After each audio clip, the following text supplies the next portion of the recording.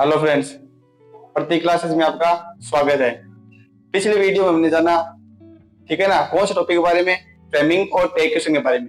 ठीक है, आज की वीडियो में हम एक स्पेशल टॉपिक के बारे में बात करने जा रहे हैं, जो first grade, second grade, third grade, fourth grade, SSC, VDO, पटवारी, यानी जो भी एग्जाम है जिसमें इंग्लिश सब्जेक्ट लगता है, ठीक है ना, उसके अंदर ये टॉपिक कन्फर्म है ना, ऐड होगा एक तरीके से। ठीक है ना, कौन सा टॉपिक है? उस टॉपिक का विशेष टॉपिक का नाम है यहाँ पे नरेशन। क्या नाम है? नरेशन। जिसे आप अपनी भाषा में बोलते हो इसको डायरेक्ट और इनडायरेक्ट। क्या बोलते हो? डायरेक्ट और इनडायरेक्ट, ये बोलते हो अपनी भाषा में। ठीक है, नरेशन डायरेक्ट और इनडायरेक्ट। अब डायरेक्ट और इनडायरेक्ट इस टॉपिक के बारे में समझेंगे हम इस वीडियो में। ठीक है, इसके पार्ट बनेंगे दो। ठीक है ना, दो पार्ट बनेंगे, फर्स्ट पार्ट और सेकंड पार्ट। दो पार्ट बनेंगे, दो पार्ट में आपको पूरे इस टॉपिक के बारे में बता दिया जाएगा। ठीक है, अब देखिए इसके बारे में है क्या टॉपिक है। डायरेक्ट और इनडायरेक्ट का मीनिंग क्या होता है? जीरो से समझेंगे इसको, डायरेक्ट और इनडायरेक्ट। ठीक है, इसको हम जीरो से समझने वाले एक तरीके से। ठीक है ना, जीरो से कैसे, डायरेक्ट क्या होता है और इनडायरेक्ट क्या होता है, उन दोनों के बारे में हम बात करेंगे एक तरीके से। यानी कोई बात है सीधा आपको बोल देना। ठीक है ना, कोई बात है सीधा आपको बोल देना, वो क्या है? डायरेक्ट। और सेम बात को किसी तीसरे को बताना, सेम बात को किसी तीसरे को बताना, वो क्या होता है?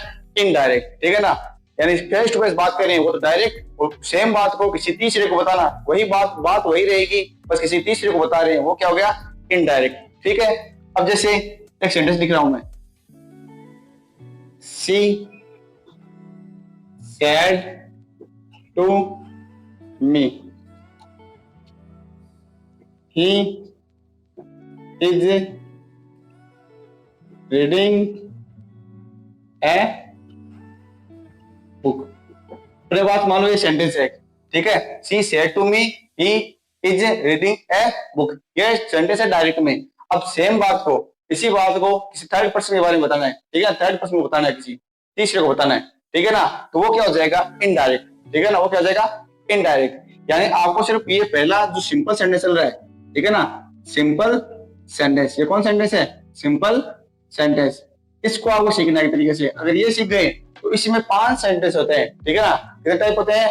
5 टाइप्स। ठीक है ना, 5 होते हैं, 5 टाइप होते हैं। ठीक है ना, वो आप सीख जाओगे एक तरीके से। अब देखो बनेगा कैसे ये बनने का जो फॉर्मूला है वो क्या है? टाइप्स। पहला टाइप बनाने का इसका, यानी चेंज क्या होगा?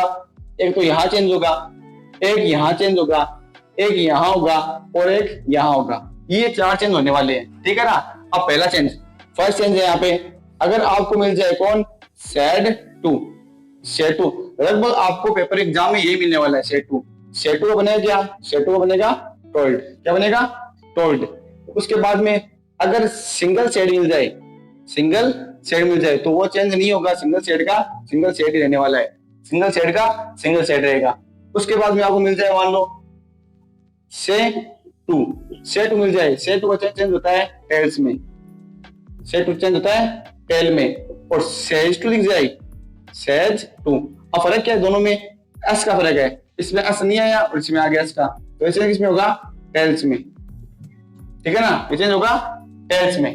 ठीक है, सेड टू का टोल्ड, सेड का सेड, सेड टू का टेल और सेज टू का टेल। इस तरीके से अपना पहला चेंज होने वाला है, ये वाला। ठीक है, दूसरी बात, यहां पर कोमा हटेगी। ठीक है ना, यहां पर कोमा हटेगी। कोमा हट के क्या जुड़ेगा? कौन सा करें हम? यहाँ पे कर रहे हैं सिंपल सेंटेंस, तो क्या जुड़ेगा? दैट। सिंपल सेंटेंस कर रहे हैं तो इसमें क्या जुड़ेगा? दैट। कोमा हटेगी और दैट लग जाएगा। उसके बाद में थर्ड, ये जो प्रोनाउन है, ये जो प्रोनाउन है, प्रोनाउन के थर्ड पर्सन में बदलाव नहीं होगा। ये बात आप ध्यान रखना। प्रोनाउन में अगर थर्ड पर्सन है, थर्ड पर्सन कौन? मैं आप लिख देता हूं एक तरीके से, ही, सी, इट, दे या कोई नेम, इसमें बदलाव नहीं होगा। यानी थर्ड पर्सन है, थर्ड पर्सन में कोई बदलाव नहीं होगा। ठीक है ना, ये थर्ड पर्सन है, इसमें बदलाव नहीं होगा। अगर कोई फर्स्ट पर्सन आ गया, सेकंड पर्सन आ गया, उसमें बदलाव होगा। कैसे होगा आपको मैं आगे बता दूंगा वीडियो में, ठीक है। आप मेरे साथ बने रहिए। अगला है ये वाला फॉर्मेट, ये वाला फॉर्मेट है 4 नंबर, हेल्पिंग वर्ब में टेंस के अनुसार बदलाव होगा, ठीक है ना। टेंस के अनुसार बदलाव होगा, हेल्पिंग वर्ब में टेंस के अनुसार बदलाव होगा। ये होगा अपने 4 नंबर फॉर्मेट, ठीक है ना। यह फोर्थ फॉर्मेट। अब बनाते हैं सेंटेंस इसके अनुसार। पहला है यानी सी में कोई बदलाव नहीं था, सी का सी। सेट टू में बदलाव था, सेट टू किस में चेंज होगा, टोल्ड में। यहाँ पे क्या लगा लिया हमने, टोल्ड। उसके बाद मी में कोई बदलाव नहीं था, मी का मी लगा लिया। दूसरा बदलाव था कोमा हटकर डेट वाला, तो कोमा हटा क्या लगा लिया, डेट लगा लिया। उसके बाद में क्या बताया, प्रोनाउन के थर्ड पर्सन में कोई बदलाव नहीं होगा। ये ही कौन सा पर्सन है, थर्ड पर्सन है, यानी इसमें बदलाव नहीं होने वाला, ही का ही। आगे क्या बताया, हेल्पिंग वर्ब में टेंस के अनुसार बदलाव होगा। हेल्पिंग वर्ब ये वाला मैटर है, is am are, is am are change किसमें होगा, इज एम आर चेंज होगा वॉज और वर में, ठीक है ना। तो ही के साथ कौन लगेगा, वॉज।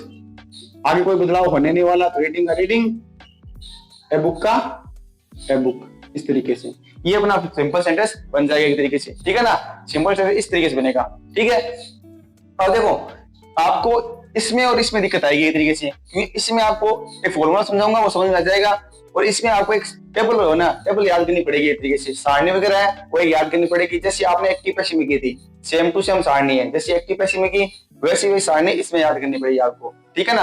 अब देखिए फॉर्मेट अगला, जैसे एक सेंटेंस और बनाते हैं हम, ज्यादा बेटर होगा। जैसे he said to me they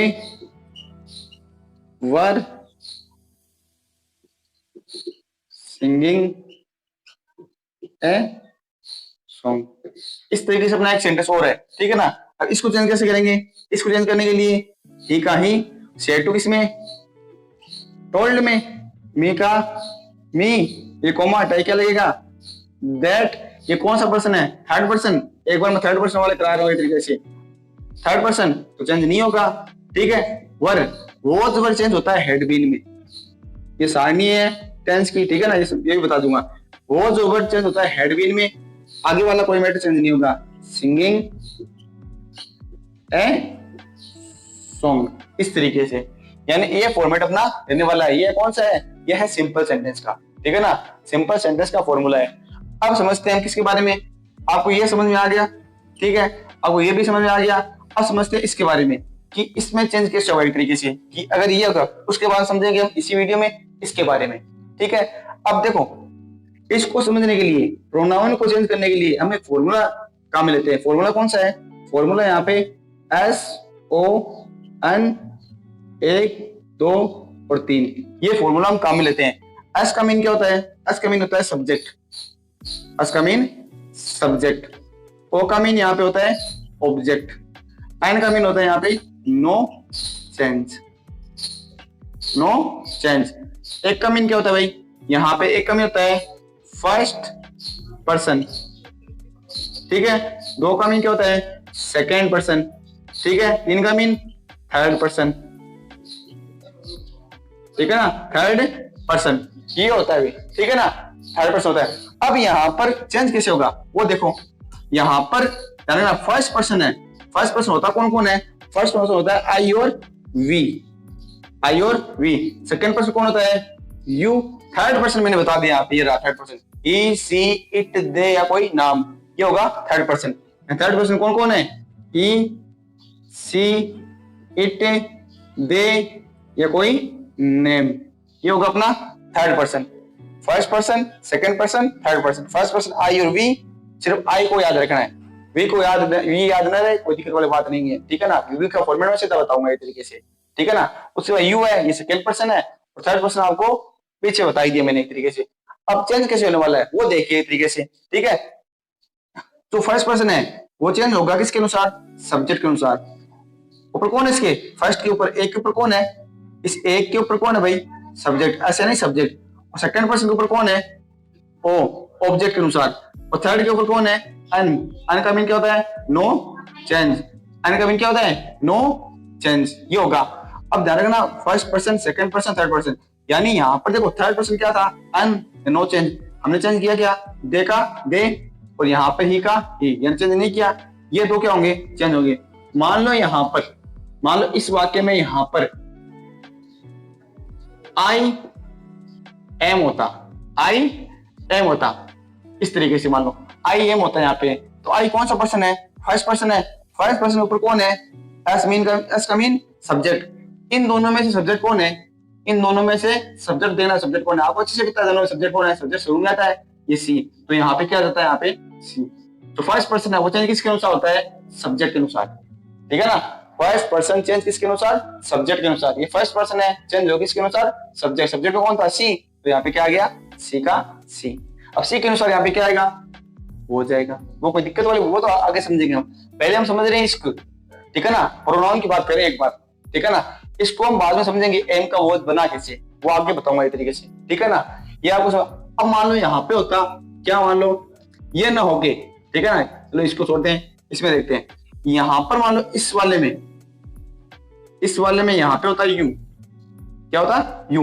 you कौन सा पर्सन है बताओ, यू है यहाँ पे सेकंड पर्सन, यू है यहाँ पे सेकंड पर्सन। सेकंड पर्सन किसके अनुसार चेंज होता है, यहाँ पे ऊपर कौन है, ऑब्जेक्ट। ये तो कौन है, सब्जेक्ट, और ये कौन है, ऑब्जेक्ट। ऑब्जेक्ट अनुसार, तो यहाँ पे मी लिखूं क्या, मी नहीं आएगा, यहाँ पे मी का, यानी यू ऑब्जेक्ट के अनुसार चेंज होता है, यू ऑब्जेक्ट के अनुसार चेंज होता है। ऑब्जेक्ट कौन है, मी का यहाँ पे क्या बन जाएगा, आई, मी क्या बन जाएगा, आई। ये आपने सीखा हुआ है एक्टिव और पैसिव वॉइस में, ठीक है ना। एक्टिव और पैसिव, आई का मी बनता है, मी का आई बनता है, ये आपने सीखा हुआ अच्छे से। पहले वाले वीडियो में तो नहीं सीखा, तो पीछे वाले वीडियो में जाइए, प्लेलिस्ट में जाइए और देख लीजिए, ठीक है ना, प्लेलिस्ट में है ना, जाकर वो देख लीजिए तरीके से। अब हमने कौन कौन सी बात सीख ली, ये बात सीख ली, ये बात वाली बात सीख ली, इसमें कोमा वाली बात सीख ली, और यहाँ प्रोनाउन वाली बात है, इस फॉर्मूले सीख ली। फर्स्ट पर्सन सब्जेक्ट के अनुसार, सेकंड पर्सन ऑब्जेक्ट के अनुसार, और थर्ड पर्सन क्या होगा, नो चेंज, इस तरीके से। मान लो यहाँ पर अब वी वाला फॉर्मेट आ गया, यहाँ पे आ गया वी वाला, वी आर, ठीक है ना। अभी बताओ, ये समझा दूं, वी वाला फॉर्मेट, वी कौन सा पर्सन है, वी यहाँ पे है फर्स्ट पर्सन। फर्स्ट पर्सन किसके अनुसार, अब यहाँ पर वी वाले फॉर्मेट में आपको पर्सन नहीं देखना है कि वी किसके अनुसार चेंज होगा, first person second person. We में सीधा फॉर्मूला, वी का क्या बनेगा, दे बनेगा, वी का क्या बनेगा, दे बनने वाला है। यहाँ पे सीधा नीचे लिख लेना, वी का क्या बन गया, दे, तो दे के अनुसार क्या आएगा, वर, ठीक है ना। अब हम सीखेंगे इसके बारे में, ये हो गया एक तरीके से, कोई दिक्कत नहीं है, ठीक है ना, इसमें कोई दिक्कत नहीं है प्रोनाउन वाले में। अब चलते हैं हम आगे, अब सीखेंगे हम इस फोर्थ फॉर्मेट के बारे में, ठीक है ना। फोर्थ फॉर्मेट है, इसके बारे में सीखेंगे, ठीक है ना। अब लीजिए इसका स्क्रीनशॉट है, करिए।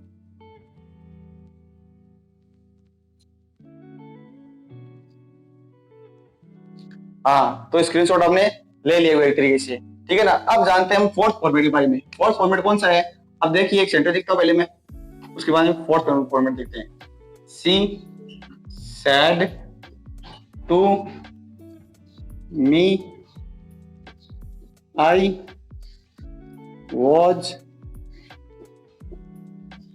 Speaking English. ये परिभाषिक सेंटेंस है, ठीक है। ये है किसमें, डायरेक्ट में, ये तो है डायरेक्ट में, चेंज करना इसको इनडायरेक्ट में, ठीक है। अब देखो, हमने पिछले वीडियो में, पिछले बार इसके बारे में, इसके बारे में और इसके बारे में बात कर ली। अब करेंगे इसमें इसके बारे में, ठीक है।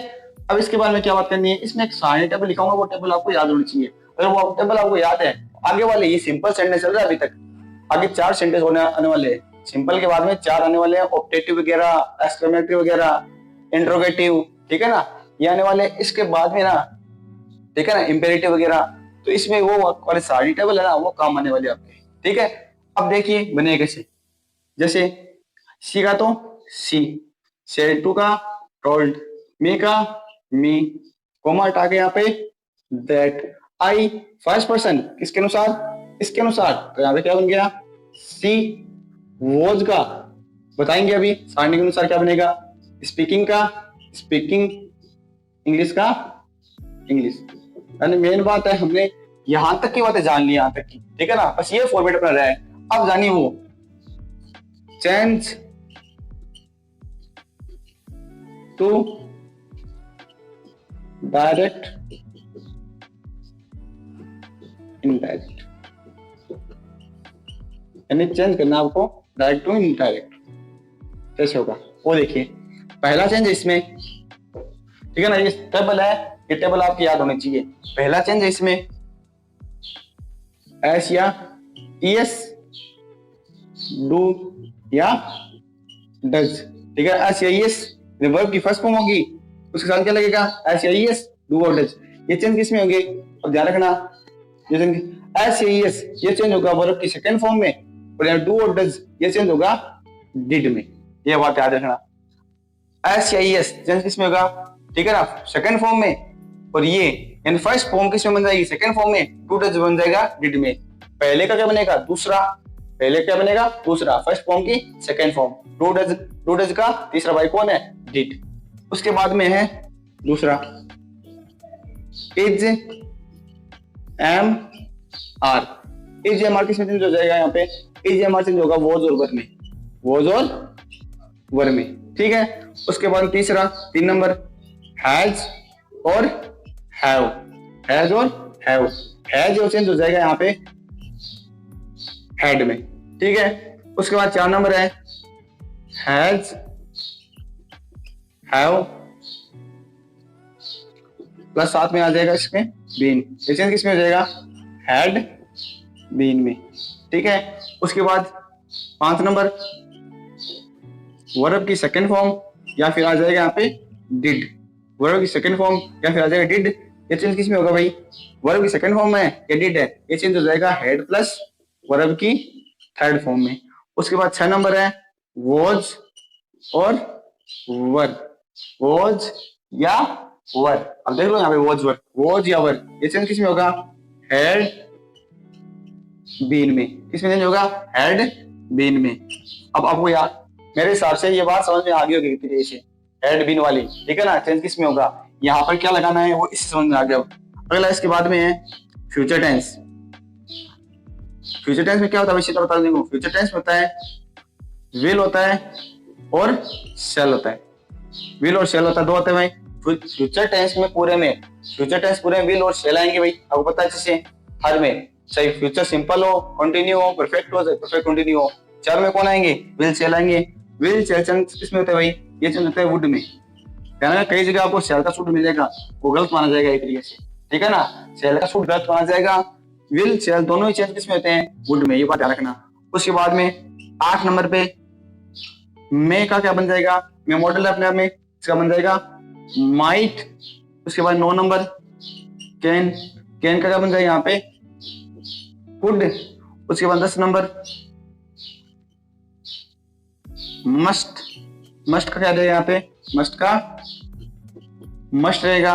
मान लो 11 नंबर पे आ गया O two, O two, auto क्या रहेगा यहाँ पे, ऑटो रहेगा, ठीक है। उसके बाद 12 नंबर पे आ गया नीड टू, नीड टू क्या रहेगा यहाँ पे, नीड टू रहने वाला है मॉडल, ठीक है। उसके बाद 13 नंबर मानो कौन सा आ गया, कुड आ गया, तो कुड का क्या रहने वाला है, कुड का कुड। उसके बाद 14 पे कौन सा, माइट, माइट का क्या रहने वाला है, माइट का माइट, ये साइन नहीं है, ठीक है ना। ये टेबल आपको याद होना चाहिए तरीके से, ये फॉर्मेट अगर आपको याद है, ठीक है ना, ये वाला फॉर्मेट अगर याद है तो आपके पूरे डायरेक्ट और इनडायरेक्ट लगभग याद हो गया आपको। ये फॉर्मेट अगर याद हो गया तो लगभग डायरेक्ट और इनडायरेक्ट आपके याद हो गए। इसी के अंदर लास्ट में ना यहाँ पर हियर देयर वाला मामला है, ठीक है ना, नाउ देन वाला मामला है, वो भी हम कब करेंगे, नेक्स्ट वीडियो में करेंगे, ठीक है ना। नेक्स्ट वीडियो में पूरा पूरा क्या कर देंगे, फिनिश कर देंगे 2 पार्ट के अंदर ही, ठीक है ना। ये फर्स्ट पार्ट सिंपल सेंटेंस बड़ा होता है तरीके से, लगभग फॉर्मेट मैंने बता दिया यहाँ पे, लगभग फॉर्मेट आपके सामने है यहाँ पे, ठीक है ना, एक बार देख लीजिए, लगभग फॉर्मेट है ना वो आपके सामने एक तरीके से। अब हम नेक्स्ट वीडियो के अंदर ना इसके आगे वाले वीडियो कौन से, इंपेरेटिव सेंटेंस, इंट्रोगेटिव, ऑब्जेक्टिव और एक्सक्लेमेटरी सेंटेंस, ये 4 सेंटेंस के बारे में बात करेंगे एक तरीके से, और शॉर्ट में करेंगे, शॉर्ट ट्रिक के माध्यम से करेंगे। इस वीडियो को ज्यादा शेयर करिए और चैनल को क्या करिए, रेड वाला बटन है उसको प्रेस करिए, ठीक है ना, और शेयर करते रहिए एक तरीके से, और बने रहिए इस हमारे चैनल के साथ। मिलते हैं नेक्स्ट वीडियो में। थैंक यू, धन्यवाद।